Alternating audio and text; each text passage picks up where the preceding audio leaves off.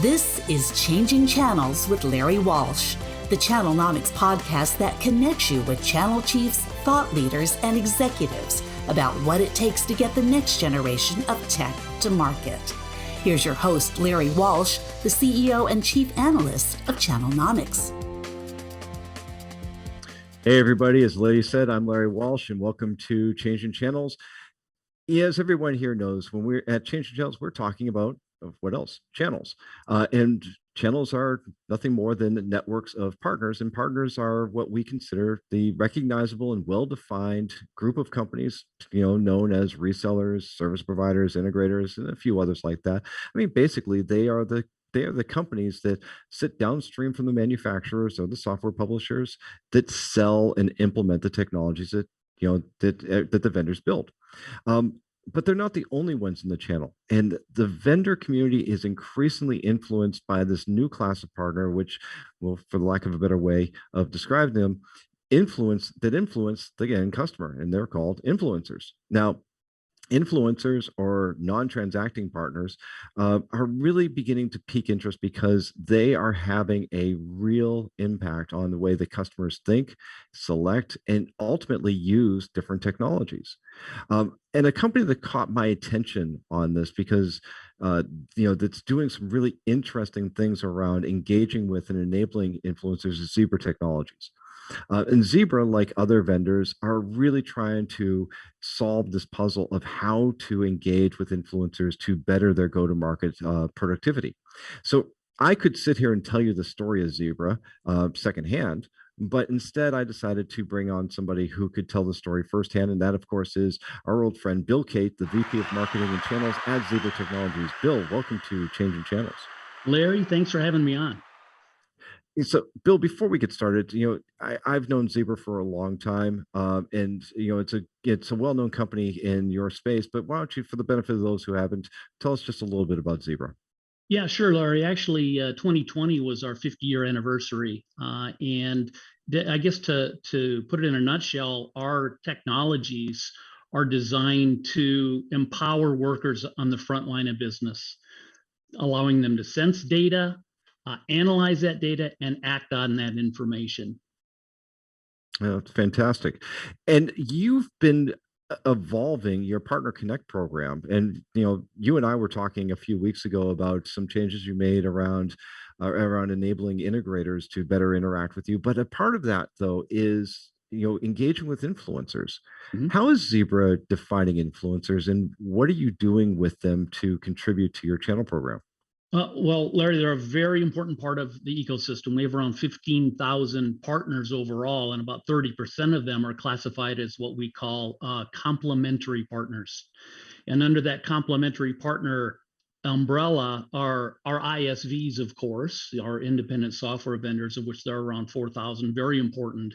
But I think you're referring to what we call the alliance partners, which we classify in four different ways. They're independent hardware vendors, they are consultants, they are technology partners, and they are SIs. And one of the thing that really ties them all together is they are non-transacting relationships with us. Yeah.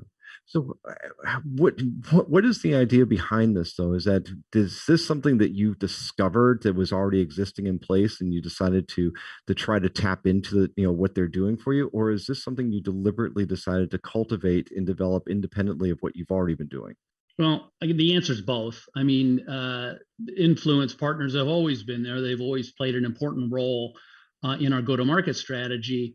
But in working with them, there's two things that drove us to launch a new program specifically designed for alliance partners. One is customers. Customers are demanding more and more specialized solutions. And because of that, they're relying more and more on consultants and influence partners. And so they become very important to the customer. And the other thing is that we never made it very easy for our influence partners to work with us. We had built our program around the typical reseller channel, right? And alliance partners are different. So we launched this new program to meet the needs of those types of business models. So how are you identifying and engaging with them? It's because I will tell you is that it's coming up more frequently is what is an influencer? What do they do? But what are we supposed to do with them? So, Mhm. how are you identifying and engaging with your influencers or your non-transacting partners? Well, it also comes back to the customer. I mean, it is the customer that helps us identify who these relationships are based on who they're relying on to help influence them. There was a study I recently read that said that a business buyer relies on as many as 5 different influencers to help them make a final decision. So we're not looking at identifying influence partners just generically.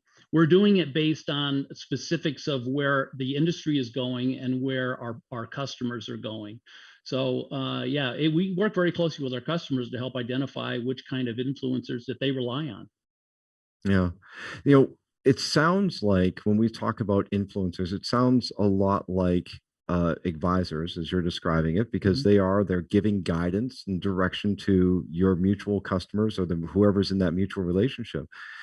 But when we talk about the traditional channel of resellers and integrators and whatnot, the companies that actually touch product and actually conduct sales with and on your behalf, we've called them trusted advisors or Mhm. influencers on the presumption that the customer will listen to what they say. So, how are these influencers changed, or how are they different from what we would traditionally call a trusted advisor? Well, I think the biggest thing is they're agnostic. If you ask every one of them, their first response will be, tell me more about your solution and your product, but don't count on me to say, hey, I'm here representing Zebra. Hmm. You can work with them very closely to make them confident and comfortable to recommend you, but generally they're very agnostic. So what we try to do because of that is, first of all, you recognize that and respect that. And the best thing we can do is do everything we can to enable them to really understand our products, how they fit in with their business practice. And I think an important point on that is most influencers tend to have a very specific focus in the marketplace. It might be healthcare, it might be transportation and logistics.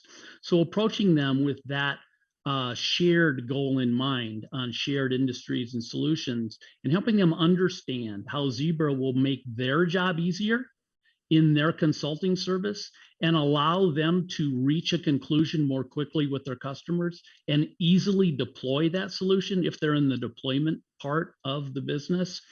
The goal is just to make it easier for them to make a really good recommendation. Well, okay, that sounds well and good. And we spend a lot of time talking about how to enable partners. And that often comes down to some level of sales or technical training.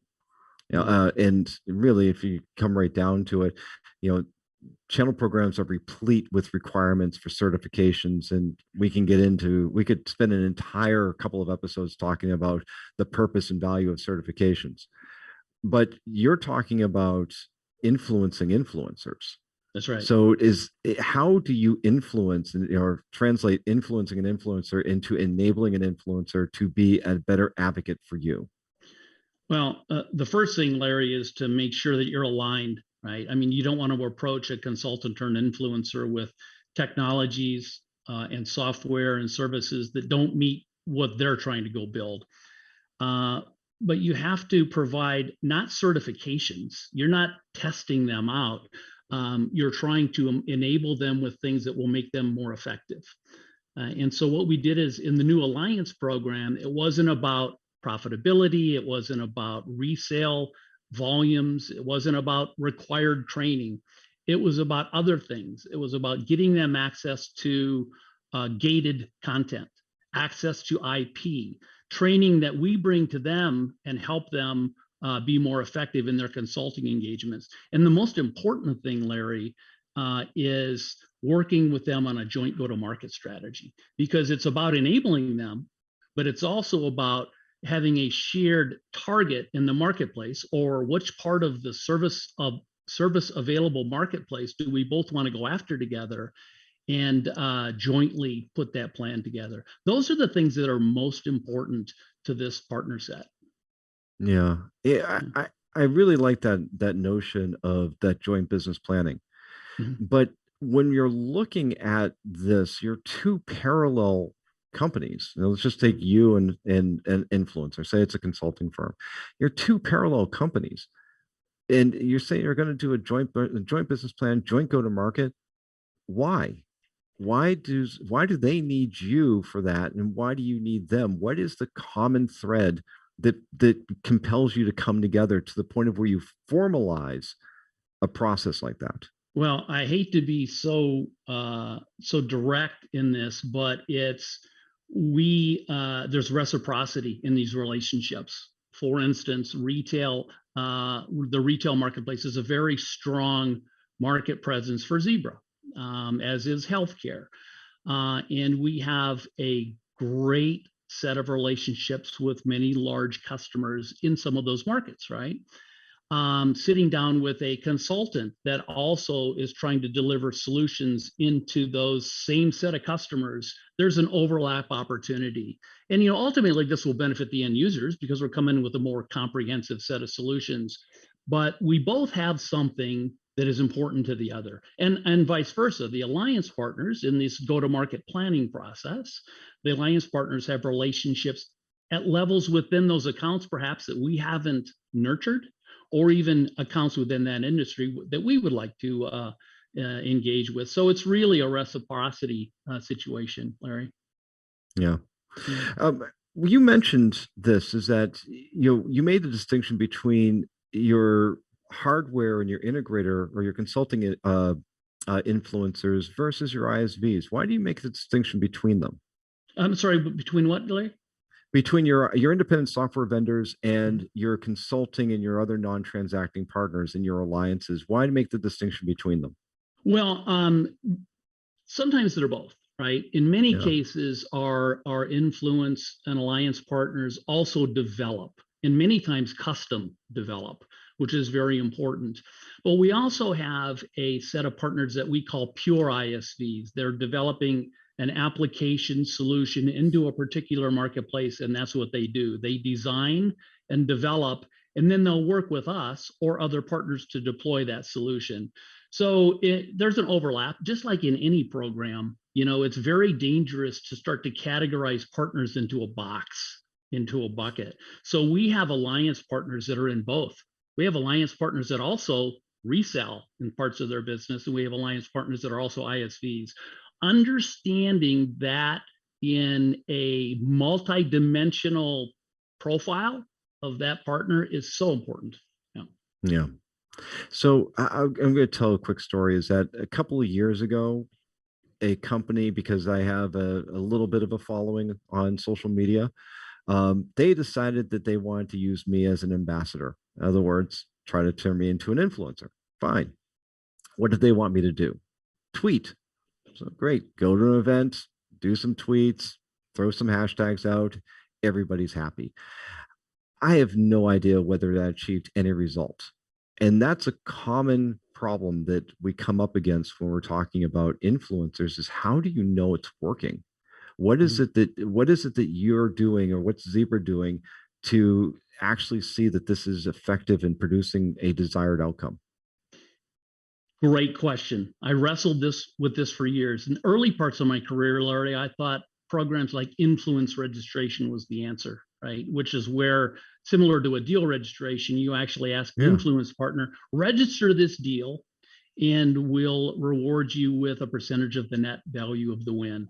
Well, most influence partners don't care or want anything to do with that. Some do. We still have programs like that.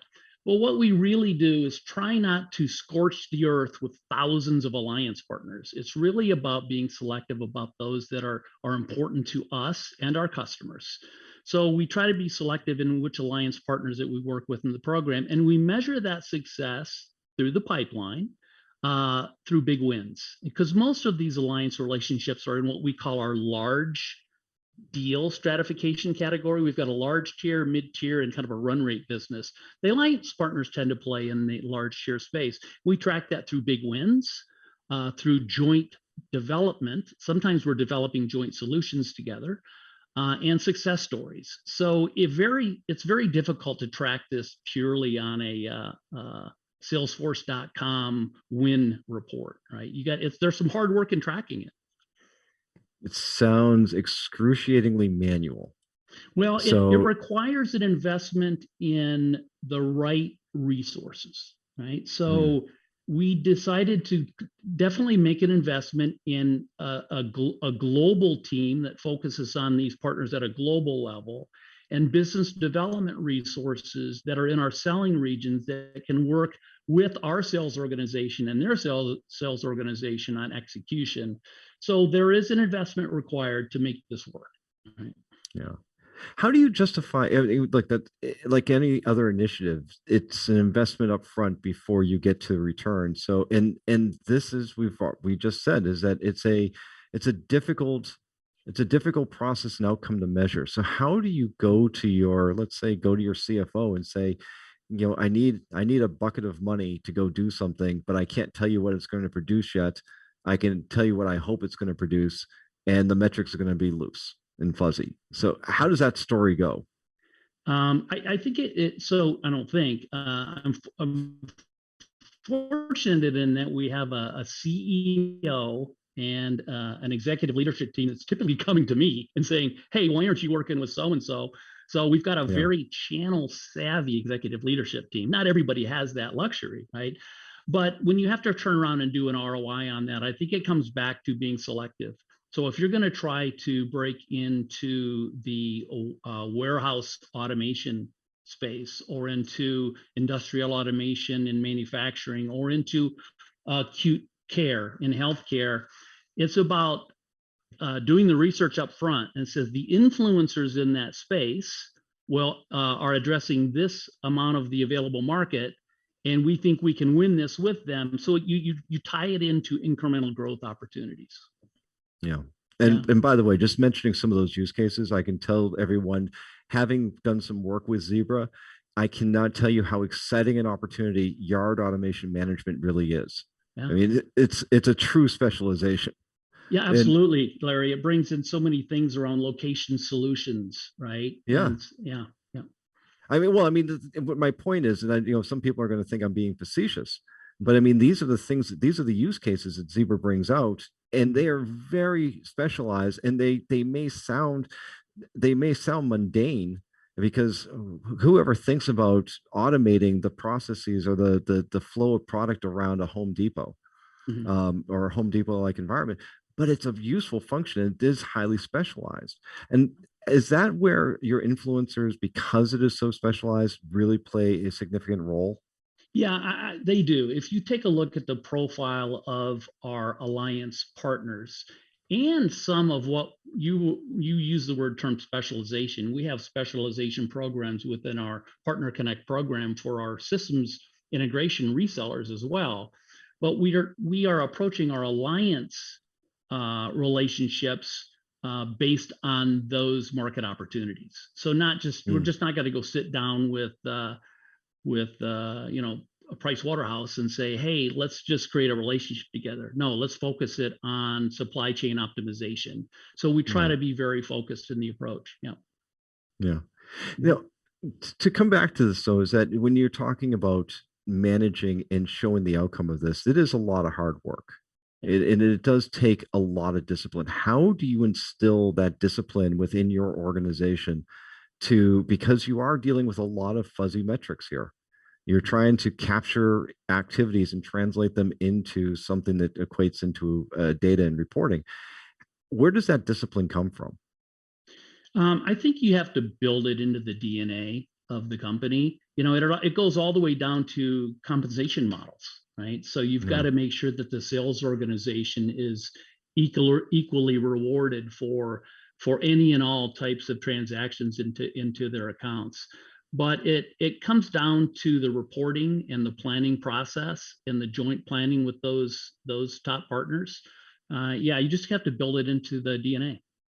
Bill, when you're looking at these influences, though, some of them do require a little priming of the pump. Mhm. that you have to, it's more than just enabling them with information. It's also, as you said, maybe doing some joint development, maybe doing some joint marketing. How do you determine where do you place those investments, and how do those investments come about? You mean investments in terms of coverage, Larry, No, in or terms of actually working with the partners, like, with the traditional reseller, we would just give them some MDF and say, "Oh, here, go do a golf tournament." Mhm. But with an influencer, it's a bit harder to actually show what you're supposed to give and get. Well, so the alliance program that we built also includes a business planning process that allows us to do some joint planning together. Not just on I'm not talking about just go to market planning. I'm talking about what is in it for both of us in this relationship. So what's the bilateral value? And what comes out of that is, what do you need from us? And what do we need from you for this relationship to work? Now, to do that, you have to include the sales leaders in the regions that are going to be part of owning that relationship, because it doesn't help for us to sit down and have those bilateral discussions with an alliance partner and then throw it over the fence to a sales organization and say, here you go, this is a wonderful alliance partner, go for it. They have to be very much part of that process up front. And one alliance partner might need training. They might need demo equipment. They might need software licenses. Another one might just need, help with branding and awareness. So it depends. We go with an inventory of assets and investments that we're willing to make with that partner up front, up to and including MDF, right? Yeah. Mhm. So let's, put a skeptical hat on for a moment, and sitting in a chair of one of your peers, and they're listening to this and they're saying, this all sounds well and good, but it sounds like a lot of hard work, and I'm still not clear on what I'm supposed to be able to say I got out of this. What would Mhm. you say to them in terms of developing an influencer program? It's hard work. And most of the people that are listening to this are, have tremendous backgrounds and skills in complex two-tier distribution channels and reseller channels of all kinds. And I'm one of those, and that was my comfort zone. And I think what helped us get over the hump on this was our customers. And I'll go back to that because it's what I started with, is when you sit down with your large customers and ask them who are the 5 people that they're going to rely on to make this decision, you'll be surprised at the answers you'll get. They're going to give you names that you never even thought of, because you're at a certain point in a sales cycle with them and you think you know everything. There's different layers of that sales cycle influencing their final decision. And I'm talking about large scale opportunities. And if you ask that question, you'll realize that, my goodness, I don't even know or work with that influencer that they're relying on. And then you have to step back and say, well, if I really want to win more business like this, there's an ROI analysis, and I need to start hiring some talent to come in who's going to go influence, to your point, I'll use your words, Larry, influence those influencers to lead with our recommendation when they're comfortable. So, Bill, I hate to break this to you, but if you use my words, I charge royalty fees. No problem. Yeah. But I look, I want to sum this up and say, you think it's worth it, though. Yeah. This is not an experiment. This is something that is here and now, and that we all should be looking at. Yeah, and what I would add to that, Larry, is but be selective. It's selective on your customers, it's selective on your solutions, and it's selective based on what your priorities are for that next 3 years. So it's not a scorch the earth, I'll go build an alliance program. It's step back and say, which alliances can we help, and which ones can help us? Yeah. Very good. Bill, thanks for joining us in Changing Channels, everyone. Bill Cate, the VP of Marketing and Channels at Zebra Technologies. Thanks for joining us talking about influencers. Thanks, Larry. Thank you for joining Changing Channels with Larry Walsh, a production of Channelnomics, with the support of our production team at Modern Podcasting. If you've enjoyed today's episode, hit the like button, subscribe wherever you get your podcasts, and share with your friends. For more information about Channelnomics services and insights, follow us on Twitter and YouTube, and check out our website at channelnomics.com. Channelnomics is a registered trademark of, and Changing Channels is copyright by 2112 Enterprises, LLC.